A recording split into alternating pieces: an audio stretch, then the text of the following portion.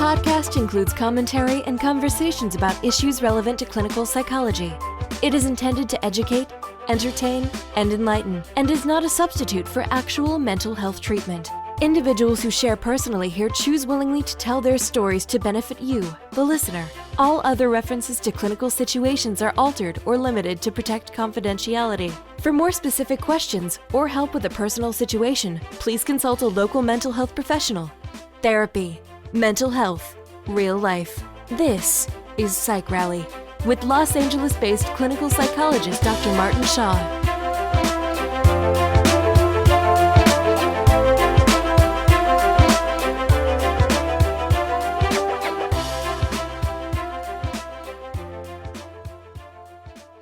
Okay, well, welcome back to the rally. Today I am joined by my friend and colleague and fellow clinical psychologist, Dr. Gordon C. Nagayama Hall. He is a professor at the University of Oregon, where he is the Associate Director of Research in the Center on Diversity and Community, and is also a former president of the AAPA, right? Asian American Psychological Association. Pretty cool, by the way. And he actually was awarded their Lifetime Achievement Award some time back. So I'm in the company of greatness here. And most of his research focuses on health and mental health in the Asian American community, which is sort of the main focus of our talk today. Hey, Gordon, thanks for joining me today. I'm happy to join you, and I'm not sure that you're in the company of greatness. You're certainly in the company of oldness, so all of those honors happen because you've been around a long time, so thank you. Humility and sense of humor right off the bat. We'll hear a lot more of that. So, Gordon, I thought we could just talk about some of your really interesting research, which you and I have kicked back and forth. And as you said, you've been at it for a long time, but in particular, there's a couple things that you've written and researched and taught a lot about in the last few years. In particular, an article that you published in the last few years about sort of healthcare disparities in the Asian American community as patients. And obviously that's of interest to you and I both as psychologists, but as Asian Americans. Or maybe I'll just ask something in particular. There's a part in an article which I can link to if that's appropriate, where you talk about where heart disease is the leading cause of death of all adults in the United States, except for Asian Americans, where the leading cause of death is cancer. And among Asian Americans, 27% of all deaths among Asian Americans are accounted for by cancer. Maybe you can talk about why there is that discrepancy, or at least what the research shows from your vantage point, and why psychology and health stereotypes may play into that. Sure. So this is a puzzling finding. Someone might speculate, well, is it because Asian Americans have lower rates of heart disease and higher rates of cancer that they're dying from cancer? But that's not the case. So it's not higher or different rates. So the question is, what's going on here? Perhaps it's that they're not going to the doctor, but that's not true either. Asian Americans tend to be pretty conscientious about going to the doctor. So what is happening here? And it turns out that Asian Americans are screened less than people of other ethnic backgrounds. So the question is why? So one phenomenon that my students and I were interested in studying was colon cancer screening, which is supposed to occur for everyone, regardless of ethnicity, at age 50. So anyone age 50 or older knows that you're supposed to have colon cancer screening. And if you haven't had this screening, you should. So this is something that is pretty consistent across the board. So some cancer screening, such as breast cancer screening or prostate cancer screening, there's some disagreement about when and who should be screened. But for colon cancer screening, everyone's supposed to do it at age 50. So I can tell if a person is age 50 or over because they've had this colon cancer screening. So theoretically, at least, right? Yeah. So a colonoscopy, that's an invasive and kind of uncomfortable procedure. And I have a joke about why a colonoscopy is actually better than a faculty meeting, which I can't say on the air here. But anyway, it's a kind of a rite of passage for people who are age 50 or older. And so it turns out that Asian Americans are not getting screened for colon cancer at the rates that they should. So the issue of why Asian Americans are dying of cancer is that they're not being screened by physicians. So broadly speaking, thinking that if presumably if other groups are being screened at higher rates or the rates that are the sort of standard of care for medical practice, cancer can be detected earlier on and in turn treated more successfully. Yeah? That's right. And Okay. so the question is, okay, why aren't Asian Americans being screened? Mm-hmm. One idea was that there's a model minority health stereotype that Asian Americans are healthier than other groups and therefore don't need the screening, even though the standard is that everyone should be screened. So I have an example of a friend who gave me permission to give this example. He's a well-known Asian American psychologist. I won't say his name on your podcast, but you could probably figure out who it is. But he looks at least 20 years younger than he actually is. And he was regularly going to the doctor in his 50s, and the doctor never suggested colonoscopy screening. And so finally his wife, who's also a mental health professional, said, you really need to ask the doctor to get screened. And so he finally did ask the doctor at age 58. So that was 8 years after he should have initially had the screening. And so he actually had to advocate for himself when the doctor should have been doing this. So one possibility is that because Asian Americans look more youthful or look more healthy, there's low rates of smoking, there's low rates of obesity, that doctors just aren't processing that, oh, okay, this person needs to be screened, even though they look healthy and so forth. Once they turn 50, I should automatically screen them. But I think in the time pressure of a medical appointment, the doctor isn't thinking colon cancer screening. They're looking at my friend who looks healthy and thinking, okay, he's healthy, so I'll give him a clean bill of health. And it's so interesting because you mentioned the model minority myth in the context of health decisions, such as this, which is literally can be life and death, right? Yes. Because, generally speaking, when we hear reference to the model minority myth, it's oftentimes more in reference to sort of socioeconomic status or academic achievement, professional kinds of things. But to carry that over to medicine and physicians, that's scary in a different kind of way. It is scary. So I have a former graduate student, Alicia Ibaraki, who did her dissertation on this topic, and she tried to determine if physicians hold a model minority health stereotype about Asian Americans. And unfortunately, she didn't find evidence for that health stereotype in her work. Now, it's possible that the physicians who participated in this study were very savvy and were aware of these issues. But what she did find is that physicians who were aware of underscreening of Asian Americans tended to screen Asian Americans more. So stereotype or not, if physicians are aware of this underscreening of Asian Americans, they may try to counteract this underscreening by screening themselves. It's similar to sickle cell anemia in African Americans. That's something that is in the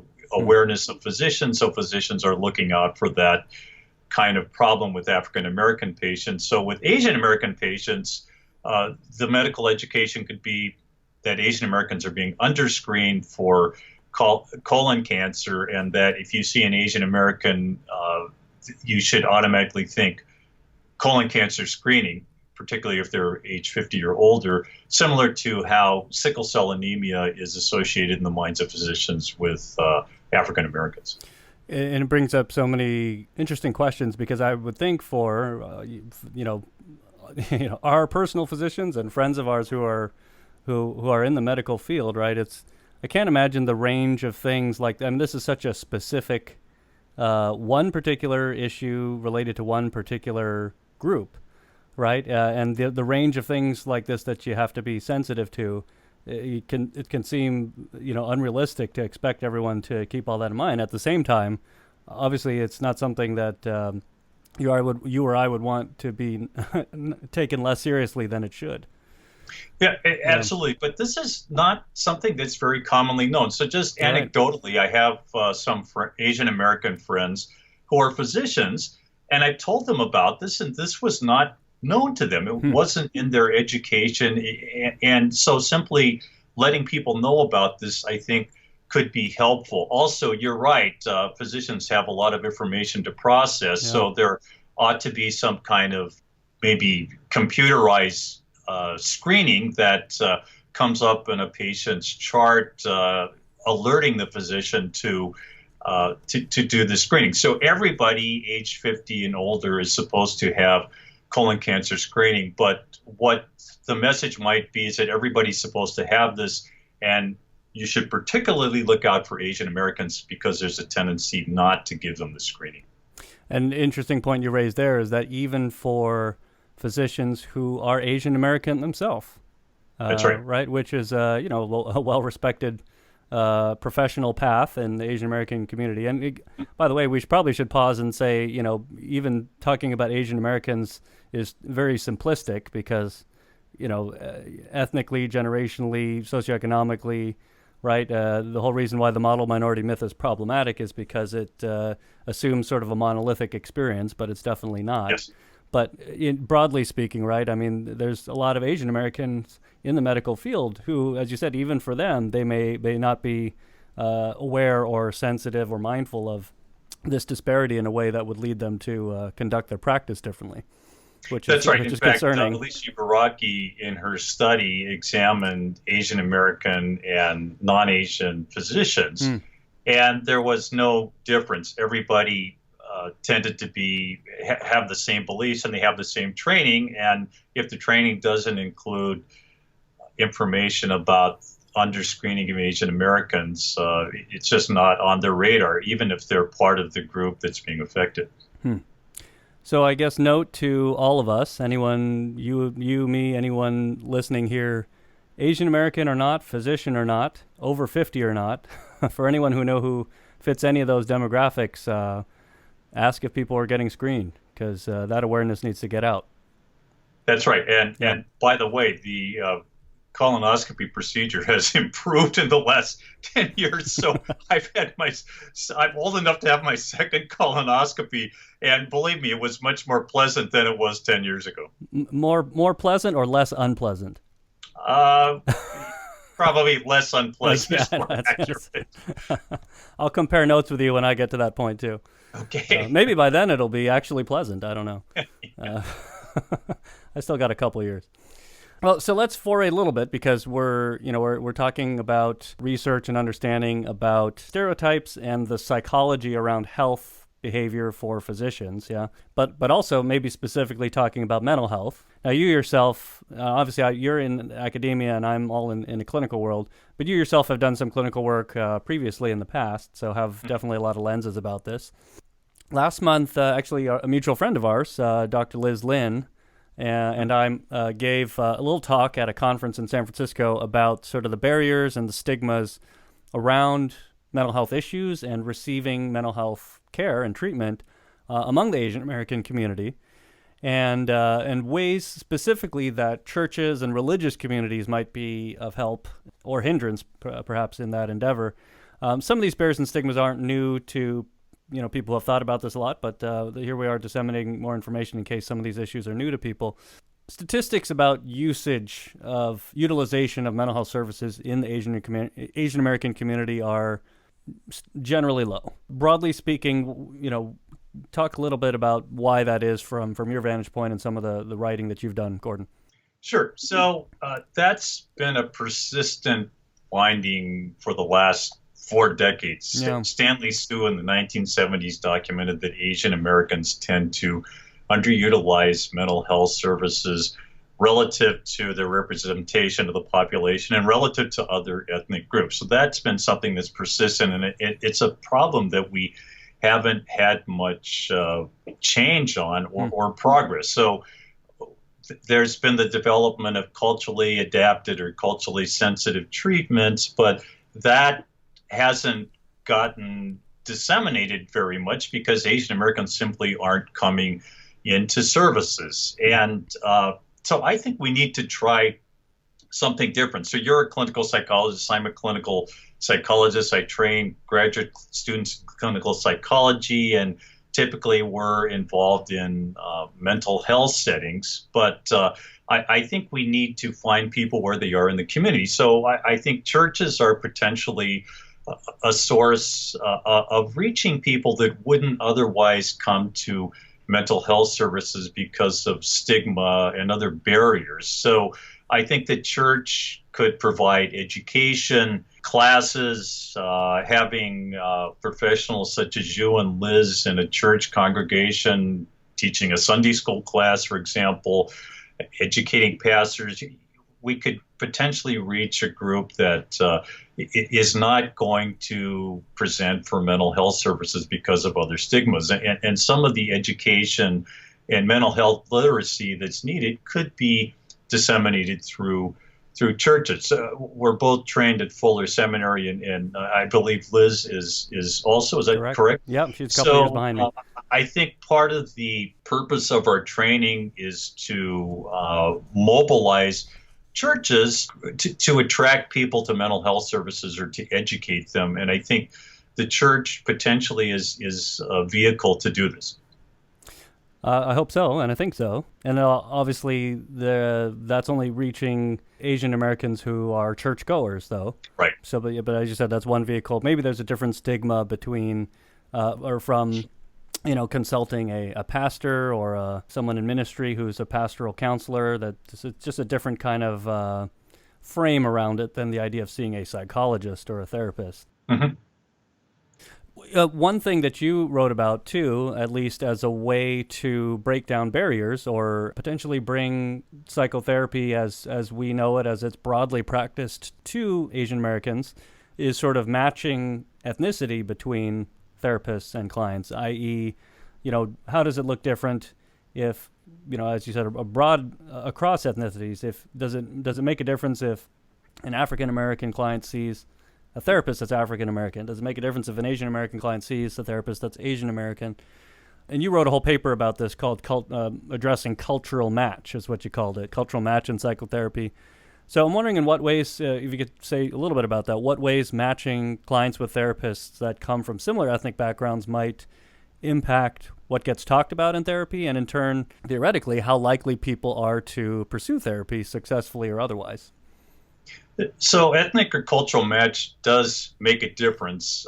It tends to be a small difference, but it's an important difference. So an analogy I like to use is when I'm in a new city looking for a Japanese restaurant. And so if I'm just looking at in the doors of different restaurants, I look to see who the cooks are. And if the cooks are Japanese or Asian, I'm more likely to go there than if there's a Japanese restaurant and there's no Asian cooks. Now, that doesn't mean that non-Japanese people can't cook Japanese food or that all Japanese cooks are experts in Japanese cooking, but just that initial attraction can be the difference between coming to the restaurant or not. So in a therapeutic situation, if a person sees someone of their own ethnicity, that may imply that the person understands them. And that also may help prevent them from dropping out after the first session. Just that implied shared culture can be helpful. Over time in therapy,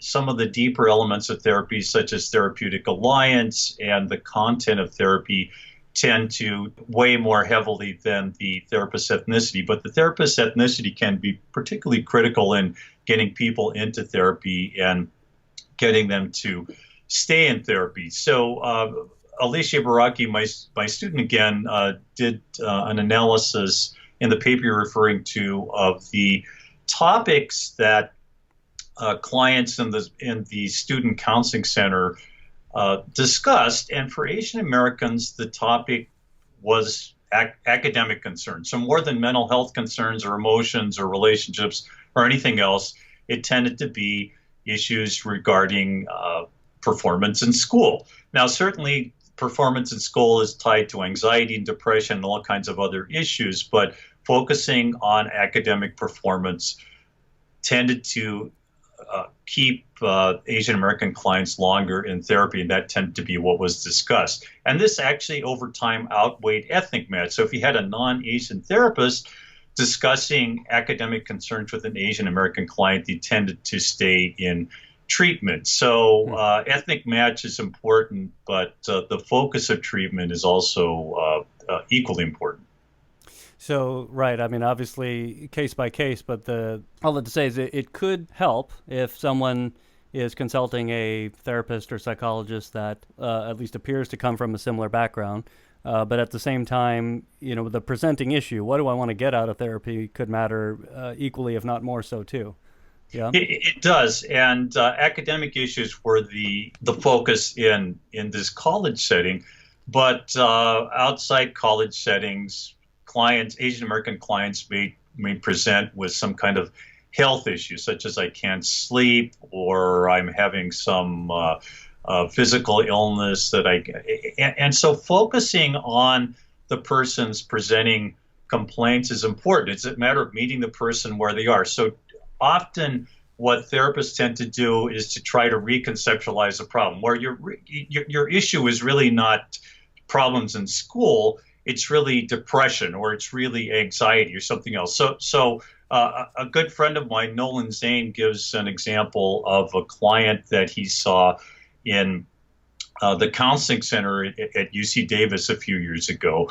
And the person was depressed, but their main issue was their academic performance. And so Nolan worked with this person over several sessions, and their depression alleviated. They're feeling much better. And so Nolan wanted to evaluate from the client's perspective how treatment had gone. And the client said, yes, I'm feeling better, but I'm still not doing better in school. So even though their depression had alleviated, their main goal was to improve in school. So with any Asian American client, you want to focus on what their issue is. So if they're not sleeping or don't have an appetite, not feeling enough energy, you want to focus on those concerns. And yes, maybe it's related to some other psychological issue, but you want to meet them where they are. And I think that's how a therapist can be more effective with Asian Americans and to keep them in treatment longer. It's what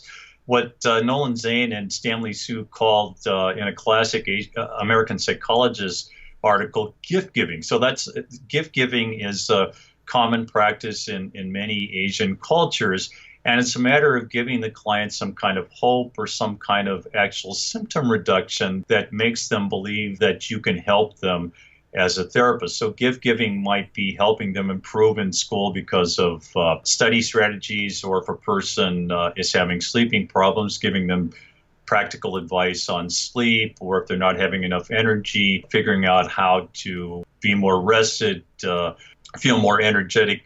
Dealing with those presenting problems can go a long way in terms of keeping the person in treatment and being an effective therapist. It would seem that approaches that are more symptom-focused, perhaps a little bit more goal-oriented or skills and coping skills-based, might lend themselves more successfully to Asian American clients. And anecdotally, probably my experience in the private world, I think very much mirrors what you're describing, in that typically there's I don't want to say a secondary, but a separate concern, which is the driving force for someone being in therapy. It's not necessarily I'm here for personal growth or to address something like relationship distress. It's not to say that can't be the case, but more so, right, if it affects school or work performance, or if it's something more tangible like a gambling problem, where you can kind of measure both distress and progress in terms of financial loss potentially. That those are things that can get people in the door.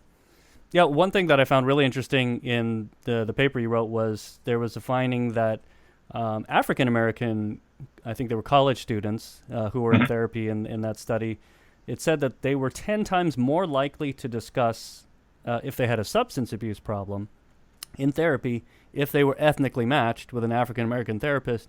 But by contrast, Asian American clients were less likely to disclose or discuss substance abuse with an Asian American therapist. Mm-hmm. So I found that to be a very interesting finding. I'm not immediately quite sure what to make of that. Sure. That's a good point. So you can't generalize from one group to another. So for Asian Americans, there's issues of face and face saving. Yeah. And so an academic concern might be seen as acceptable to discuss because of Asian cultural values involving academic success. On the other hand, substance use could be seen as deviant and potential way to lose face. And this ethnic match issue is tricky. So for some Asian Americans, this ethnic match is going to signal cultural competence. For others, they may be looking for someone outside the community, so they're not going to lose face. Right. They want someone outside the community that might be seen as more objective or less likely to communicate their concerns to someone in the community. And even if this is an explicit thought, implicitly they may be thinking, well, this person is like me, so I don't want to lose face. Whereas if the person is unlike me, I can talk about whatever I want, and it's not going to reflect negatively on me. So there, I think there's mixed evidence on what ethnic match can do. So with African Americans, perhaps there's this trust or belief that this African American therapist is going to understand me. They're not going to see me as deviant. Whereas with Asian Americans,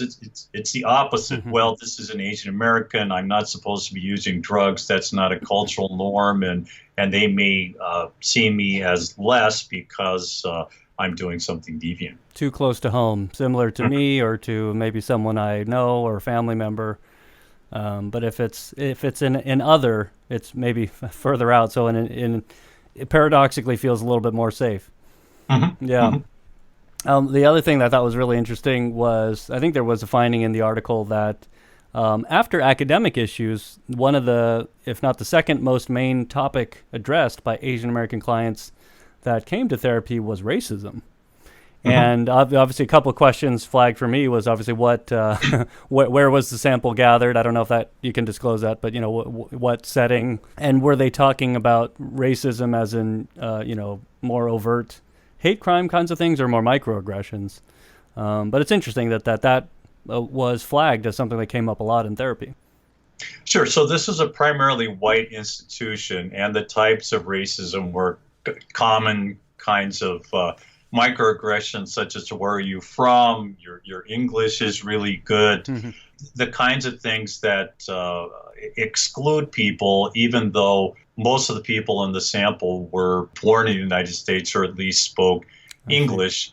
So it's these experiences of being excluded. And actually, Asian Americans fairly commonly experience discrimination and also bullying, particularly among immigrants who are seen as foreign or not being able to communicate in English or not being socially skilled. So discrimination in terms of microaggressions are fairly common among Asian Americans. So there were not hate crime types of discrimination, although that may have occurred in some instances, but it was more everyday forms of discrimination that are quite common to Asian Americans, which also shatters this model minority myth that Asian Americans are self-sufficient and don't experience problems.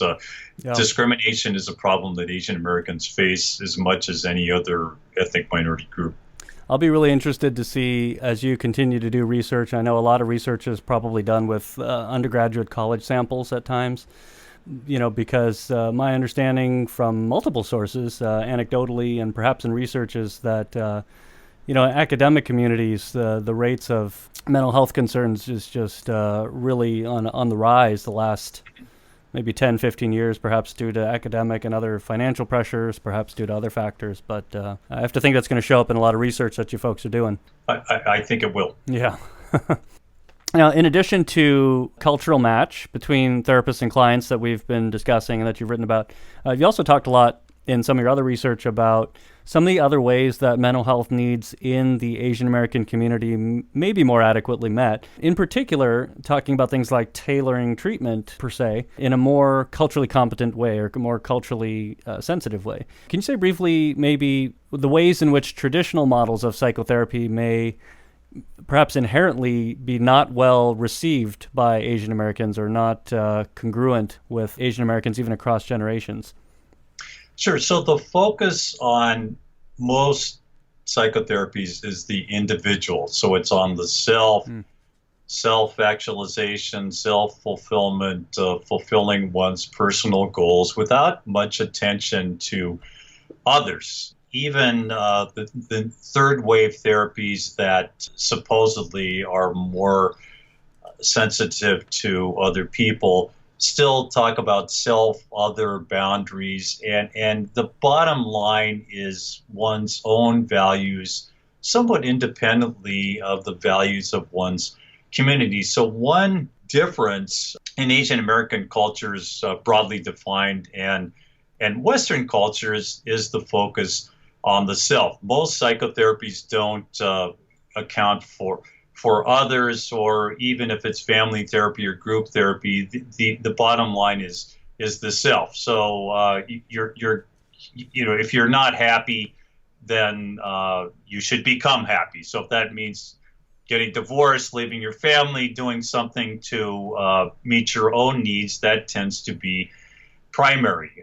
So the focus is on even something like mindfulness. It's mindfulness in the context of the self. Are you mindful of the current moment? Are you focusing on this object in your environment? Are you focusing on your sensations? Whereas mindfulness in Asian context tends to be focused on others, mindful of what others have done for you, mindful of what your friends' needs are, mindful of your family, mindful of your co-workers. So it's a very different view of mindfulness, even though many of these Western views of mindfulness supposedly originated in Asian context. So one big difference between Western therapies and the needs of Asian Americans is the focus on self versus focus on the group. That's so interesting because therapy, as we know it, broadly speaking, as you said, is coming out of a historically Eurocentric context, right?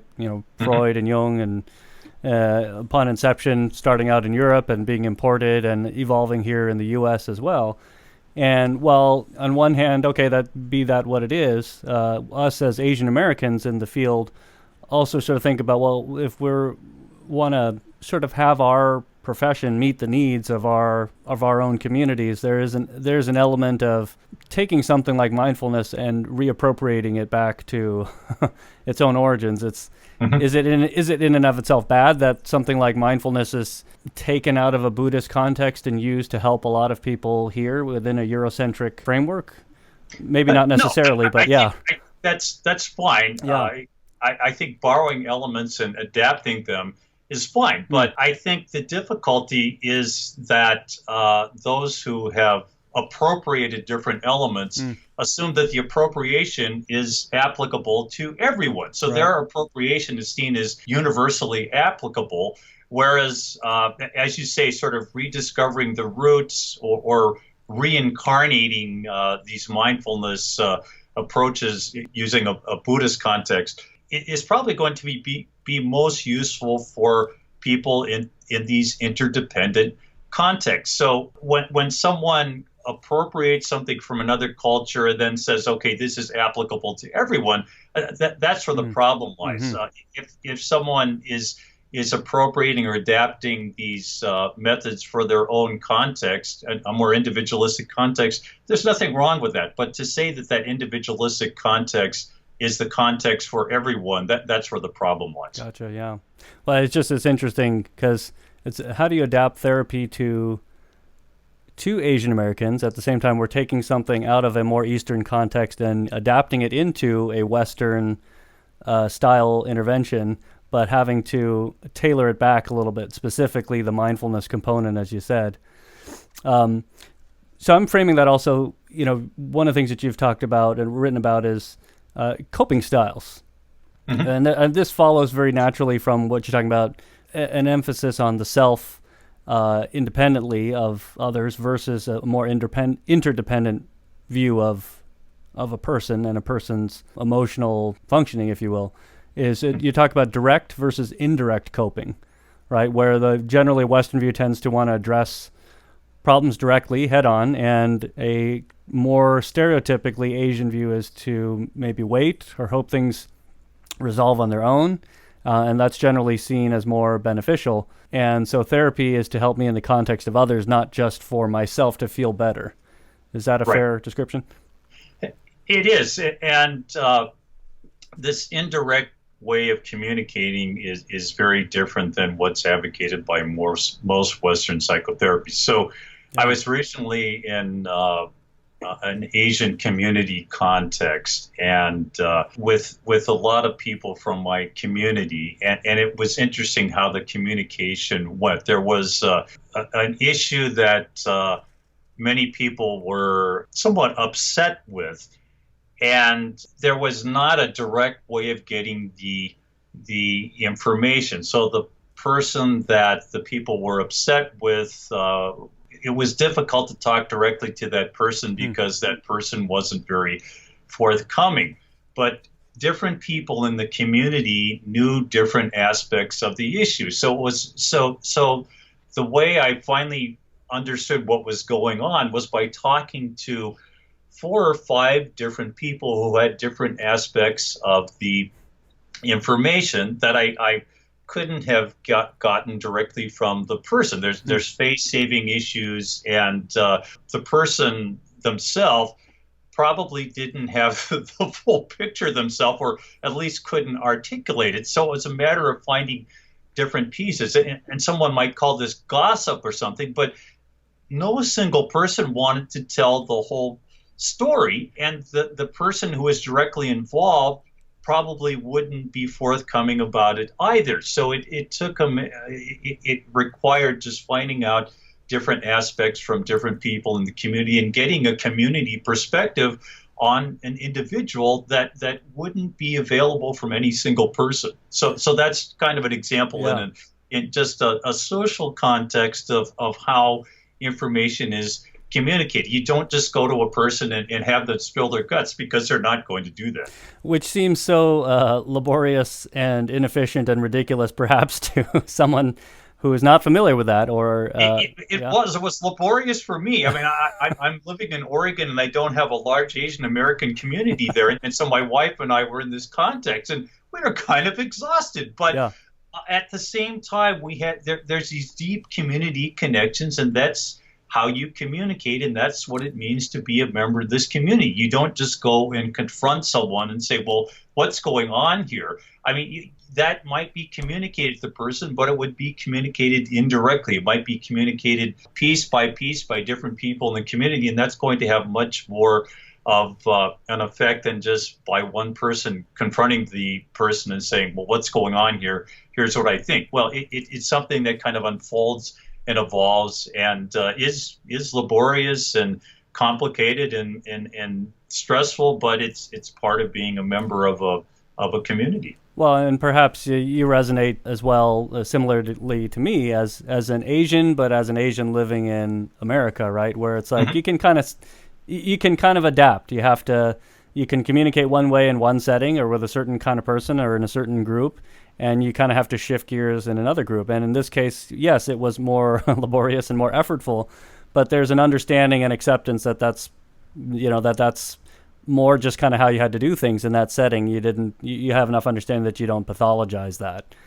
That's right. Yeah. And for psychologists, I think the key is to try to determine how we can apply what we know in those particular settings. So that's why I think there's an underutilization of mental health services. So the Western model is the model, and we're going to have you talk about your feelings and be more direct. And for many Asian Americans, that just doesn't work. So it's a matter of integrating what we know as psychologists into an Asian American setting. So in this community setting, my perspective as a psychologist caused me to have a somewhat different perspective than the community did. But the the issue was, how do I communicate this perspective but be respectful of the culture and maintain interpersonal harmony and not cause someone to lose face and so forth. So it is a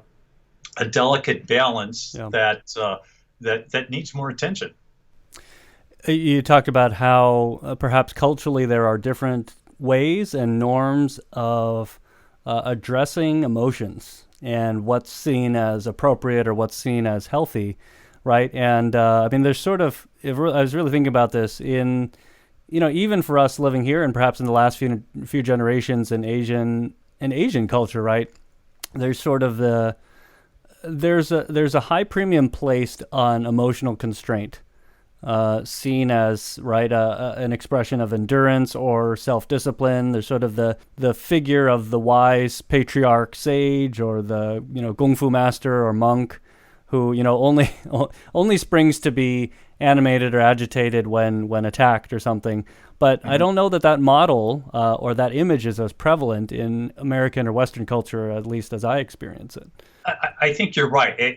And for Asian Americans, there is this mainstream cultural norm of expressing emotions and communicating one's feelings, one's love for each other, and so forth, that is inconsistent with traditional Asian cultural norms, at least with East Asian cultural norms. And so this is another balancing act. So my mother, who was a Japanese American, I don't know that she ever told me that she loved me, but I knew that she loved me by what she did for me and how she cared for me and was always looking out for me and sensitive to my needs. So she almost didn't have to say that she loved me. But I think, again, in Western psychotherapy, you want to communicate your love directly. You want it to be reciprocated, and that's not always going to work. A more recent example is a good friend of mine who's been friends since childhood. His father was terminally ill and had a few days to live. And so, and his father and mother were friends with my parents. They're Nisei, second generation Japanese Americans. And this is a generation who weren't saying things like, I love you to their kids, even though they're demonstrating it. So my friend's father was in the hospital, and my friend and his wife, who's also Japanese American, came in to see him. And so my friend's wife told my friend's father that she loved him. She told my friend's father, I love you.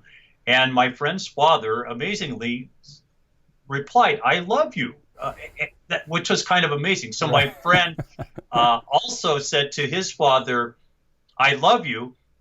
And there was no response. It's as if his father had, this is it. I'm telling, my daughter-in-law that I love her, but you're my son, and you should know that already. I'm not sure what was going on in his father's mind, but this was very atypical for him to say this. And what was reserved for the daughter-in-law, and for the son, he either ran out of energy or just, felt like, I've already showed you that I love you. Or if there's a gendered piece, gendered element to the already culture-specific expression of affection and emotion in that sense. But I can imagine that at least feels very awkward in that moment. So with my own children, I tell them that I love them, and they say to my wife and to me that they love us. So it's a very different generational issue. So I think with later generations, there is more comfort with expressing emotion and experiencing emotion. But for some more traditional Asians, or with immigrants in particular, expressing emotions may be done in an indirect way, such as by actions rather than direct expressions. Sure. So focus is a factor, thinking about how people communicate and how they conceive themselves as independent versus interdependent is a factor.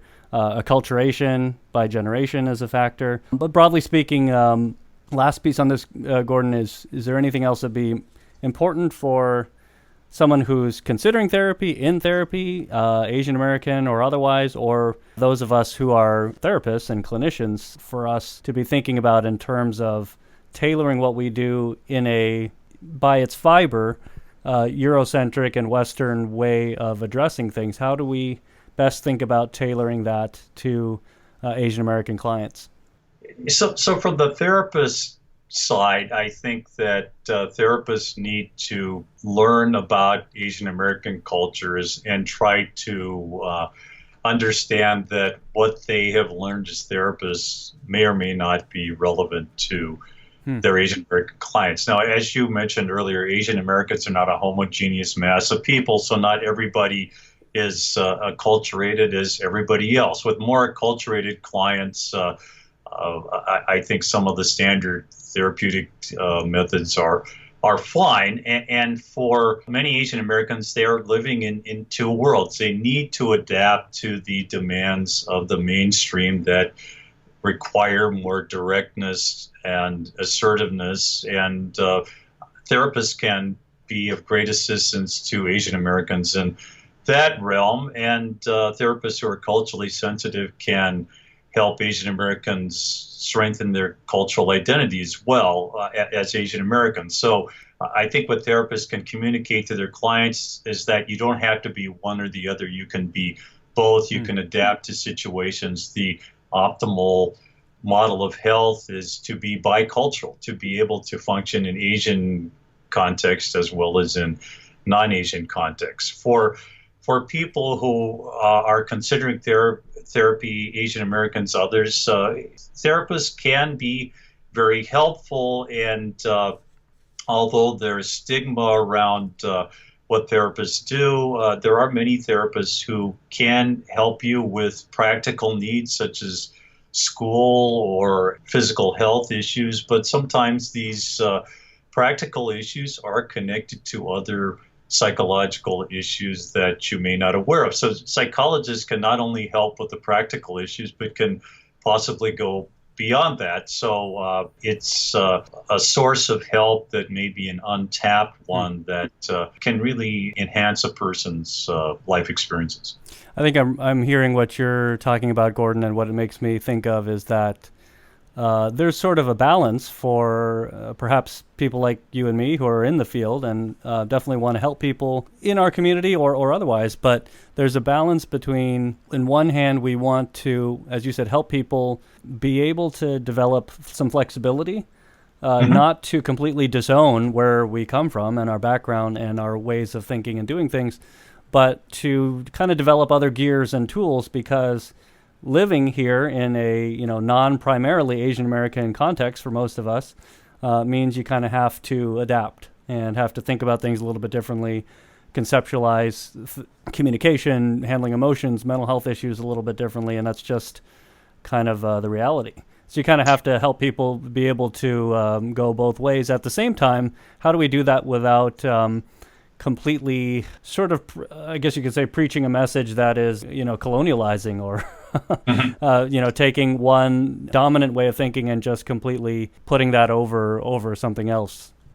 Yeah, I think that's a very good point. So I think because there is this dominant emphasis in therapy and society more generally, we have to overemphasize the value of Asian cultures. And when I was growing up, I didn't get this sense that my Asian background was valuable. I grew up in a primarily white community, went to primarily white schools, and there was very little about my own culture or about how it was valued. The goal was to assimilate, and I think to some degree my parents wanted me to assimilate, particularly my mother, who was put in an internment camp during World War II because she was a Japanese American. So her goal for me and for many Niseis was for their children to blend in and to succeed and not to stand out, so no one would ever try to round you up and see you as different than the rest of Americans. And so in the process, I think I lost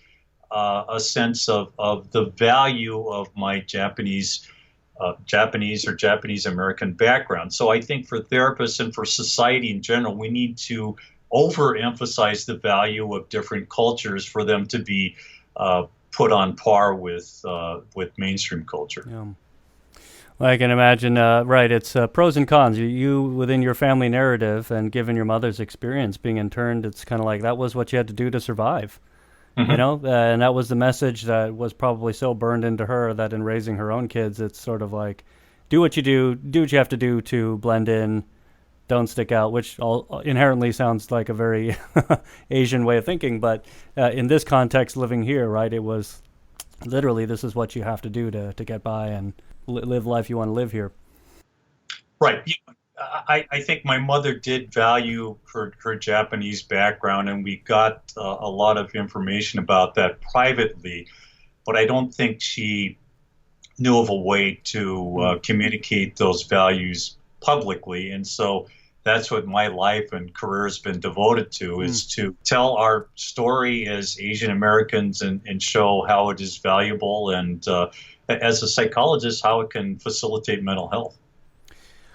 Well, we're already foraying into sort of more personal questions that I wanted to wind us down on. But Gordon, are there any particular books or resources in our profession that you wanted to kind of highlight for me and for listeners, your own or otherwise? So I'll plug my textbook that's coming out, Multicultural Psychology, which is published by Taylor and Francis, is an undergraduate textbook on mental health to some degree, but cultural issues more generally. Cool. And although it's a textbook, I think I've tried to write it in a way that's accessible to the public, communicating the importance of culture, the issues of living in more than one culture, trying to understand different groups. I think this is useful for Asian Americans or people of any background, because our society is becoming increasingly multicultural. So being able to live with, communicate with, work with people from other backgrounds is just something that is a requirement to be an American citizen in the 21st century. So Multicultural Psychology, published by Taylor and Francis, will be out in January of 2018. Okay, cool. So all anyone going into college or currently majoring in psychology in undergraduate studies, look out for Gordon's book coming out next year, yeah?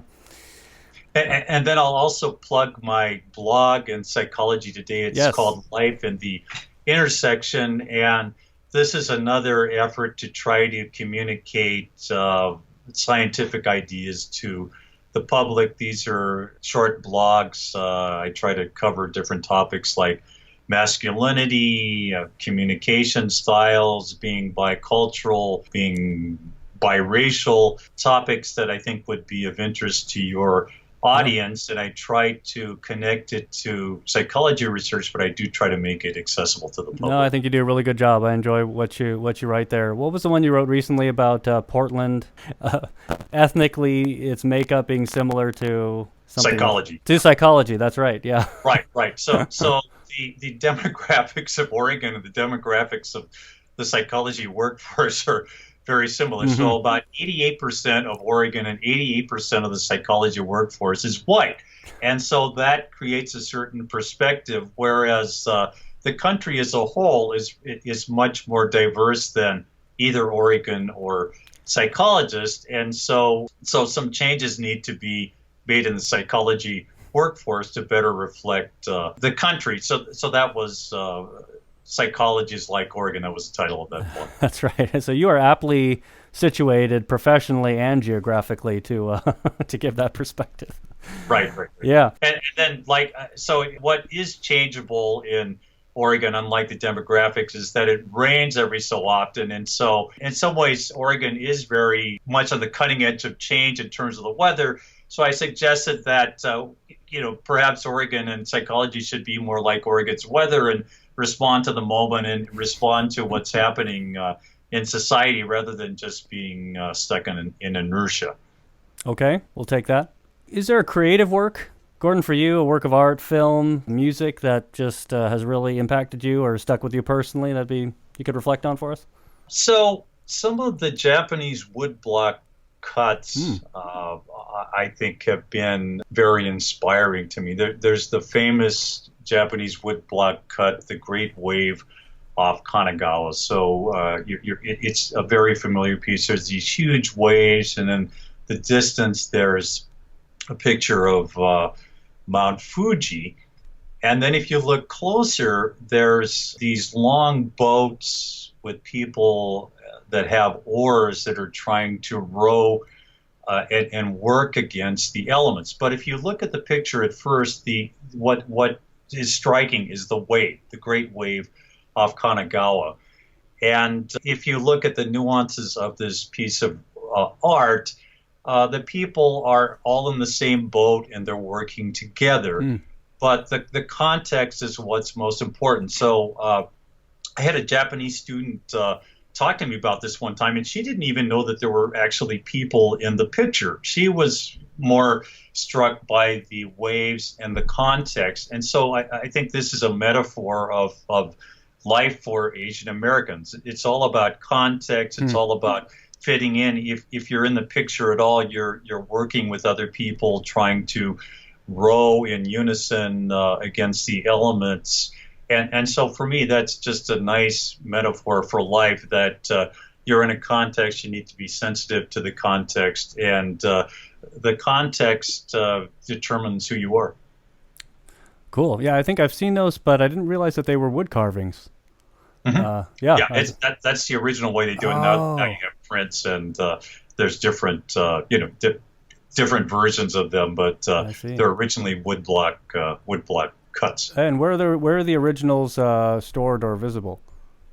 Well, the originals are in Japan, but they often travel. So my daughter is doing some study abroad in London, and so she saw the original of the Great Wave off Kanagawa in a museum in London. So sometimes these exhibits travel, and probably in your local museums you'll see some of these traveling exhibitions. So at the University of Oregon, we had some of these woodblock cuts that were on display that were a traveling exhibit. I see. Lastly, I'm always interested in learning from others' life lessons, wisdoms, foibles even. Is any personal event or experience that you might be willing to reflect on and share wisdom lessons that you gain from that for myself and others listening? Sure. So I'll return to my student, Alicia Ibaraki. So she was selected to speak for the university-wide commencement last year. And I didn't know what she was going to say, but I wanted to attend to hear her and support her. And so she began talking about me, and I was thinking, I was a little bit self-conscious and embarrassed. But she was talking about the advice that I gave her, and the advice was to be a good person, work hard, and get famous. And that's somewhat humorous advice that I give my students. But the serious part is being a good person. So that's, to me, is the prime task for everyone as psychologists or as human beings, is to be a good person and to be kind to others. And the working part in being famous, that may come later. But so my student in this commencement address remarked that my first goal for her was to be a good person. And I think that for me has been good advice too, to think about, my primary job is to be a good person and to be kind to other people, and everything else will fall into place if I can accomplish that. Well, I like that. Man, that probably fits from a spiritual worldview framework for you, but also, right, professional, as you said, in our professional ethics code, right, beneficence and non-malfeasance, and do no harm. What we're trying to do, whether in as a teacher, a researcher, or as a clinician. So appreciate you sharing that. Sure. Yeah. Dr. Gordon C. Nagayama Hall has been my guest today and sharing about some of his research and wisdom and reflections on mental health and health stereotypes in the Asian American community. Thanks, Gordon, for your time. Thank you. Just a few follow-up thoughts. I recently read a really, really well-done article in The Atlantic by Shayla Love, and I'll kind of tie in why this is relevant to what we were just talking about. The article is about how people in different cultures experience and express distress or depression differently. The article is specifically about depression and comparing sort of Chinese culture and how Chinese people may experience and express depression differently from people in a Western context. And, the sort of typical narrative, at least according to a Western line of thinking, is that Chinese and perhaps other Asian populations tend to somaticize distress and depression. And what that might mean is that rather than sort of understanding and working through depression by talking about the related thoughts and the feelings, as we typically emphasize as therapists, what's much more likely to present or that you're more likely to hear about is some sort of physiological symptom or complaint. Yeah, so that could be, GI discomfort or headaches or sleep disturbance, something like that. And the implication there from that perspective is that that's sort of an inferior or maybe a kind of a defensive coping mechanism for experiencing emotional distress. I'll link to this article because I think it really does a good job of saying that essentially, what if it's not that one way of talking about and experiencing distress or depression is right and the other is less right, or that one way is better than the other?